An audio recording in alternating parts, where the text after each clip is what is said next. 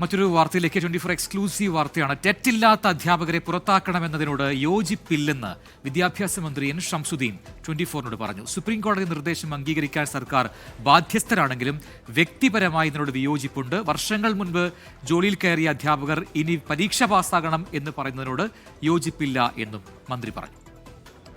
അല്ല, അതൊരു കേന്ദ്ര ഗവൺമെൻറ്റിൻ്റെ ഗൈഡ് ലൈനാണ്. മാത്രമല്ല അതിൽ കോടതി വിധികളുണ്ട്. അതിൽ ചില പ്രശ്നങ്ങളുണ്ട് എന്നുള്ളത് സത്യമാണ്. ഇപ്പോൾ കേട്ടറ്റ് പരീക്ഷകൾ നടന്നു, അതിൻ്റെ റിസൾട്ട് വൈകി എന്നുള്ളൊരു ആക്ഷേപം ഉണ്ടായിരുന്നു. ഞങ്ങൾ ഇടപെട്ട് ആ റിസൾട്ട് നേരത്തെ ആക്കി. ഇപ്പം മിനിയാന്ന് റിസൾട്ട് വന്നു. പിന്നെ അതിലുള്ള സംഗതികൾ കോടതിയിൽ കിടക്കുന്ന കാര്യമാണ്. അതിൽ ഒരു പോരായ്മ ഉണ്ട് ശരിക്ക്. കാരണം 10-20 കൊല്ലം മുമ്പ് നിയമനം നേടിയ ആളുകൾ ഇനി പുതിയ പരീക്ഷ വിജയിക്കണമെന്ന് പറയുന്നതിൽ എനിക്കതിനോട് അധ്യാപകർക്ക് ജോലി നഷ്ടപ്പെടുന്ന ഒരു വിയോജിപ്പുണ്ട്. പക്ഷേ കോടതി അതെല്ലാം പരിഗണിച്ച് ഒരു ഉത്തരവ് പറഞ്ഞാൽ അത് നമുക്ക് എല്ലാവർക്കും ബാധകമാണല്ലോ. നിഖിൽ പ്രമേശ് മലപ്പുറത്ത് നിന്ന് ചേരുന്നു കൂടുതൽ വിവരങ്ങളുമായി. നിഖിൽ, സ്കൂൾ അധ്യാപകരുടെ യോഗ്യതാ പരീക്ഷയാണ് ടെറ്റ്. അതിൽ ഈ പറയുന്നത് പോലെ നിലവിലുള്ള അധ്യാപകരും എഴുതി പാസ്സാകേണ്ട ഒരു പരീക്ഷയാണ്. അതുമായി ബന്ധപ്പെട്ട് സുപ്രീം കോടതിയിൽ നിന്ന് വന്ന സുപ്രധാനമായ ഉത്തരവുണ്ട് നിലവിൽ. അതിലാണിപ്പോൾ വിദ്യാഭ്യാസ മന്ത്രിയുടെ പ്രതികരണം വന്നിരിക്കുന്നത്. കോടതി പറഞ്ഞ കാര്യങ്ങൾ അത് സർക്കാർ എന്ന നിലയിൽ അത് കൃത്യമായിട്ടും അംഗീകരിക്കണം, അത് നടപ്പിലാക്കുകയും ചെയ്യണം. പക്ഷേ വ്യക്തിപരമായി വിയോജിപ്പുണ്ട് എന്നാണ് മന്ത്രി പറഞ്ഞതല്ലേ?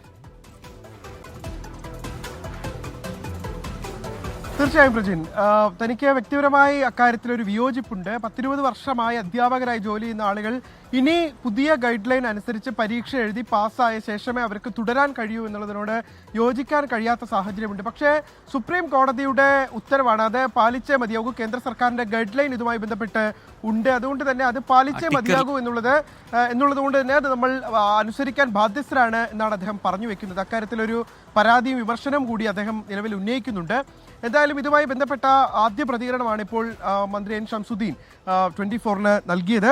ഈ അധ്യാപകരെ പുറത്താക്കണമെന്ന വിധിക്ക് എതിരായിട്ടുള്ള പുനഃപരിശോധനാ ഹർജികൾ സുപ്രീം കോടതി തള്ളുന്ന ഒരു സാഹചര്യം നിലവിലുണ്ടായിരുന്നു. ഹർജികളിൽ ഉന്നയിക്കപ്പെട്ട പ്രായോഗിക ബുദ്ധിമുട്ടുകൾ പരിഗണിച്ചുകൊണ്ട് ഇൻ സർവീസ് അധ്യാപകർക്ക് ടെറ്റ് യോഗ്യത നേടാനുള്ള കാലാവധി 2 വർഷത്തിൽ നിന്നും 3 വർഷമായി കോടതി ഇളവ് ചെയ്തിട്ടുണ്ട്. ആ കാലയളവിനുള്ളിൽ ഈ ടെറ്റ് കരസ്ഥമാക്കണമെന്നുള്ള നിലയിലേക്ക് കാര്യങ്ങൾ എത്തിച്ചേർന്നിട്ടുണ്ട്. എന്ന് മാത്രമല്ല, ഈ പരീക്ഷകളുടെ ഈ പരീക്ഷാ ഫലം വേഗത്തിലാക്കണമെന്ന് വിദ്യാഭ്യാസ വകുപ്പ് ഇതിനോടകം തന്നെ ആവശ്യപ്പെട്ടിട്ടുണ്ട് എന്നുകൂടി എൻ ഷംസുദ്ദീൻ പറഞ്ഞു വെക്കുകയുണ്ടായി. പ്രജിൻ, നിഖിൽ പ്രമേശാണ് മലപ്പുറത്തു നിന്നും വിശദാംശങ്ങൾ നൽകിയത്.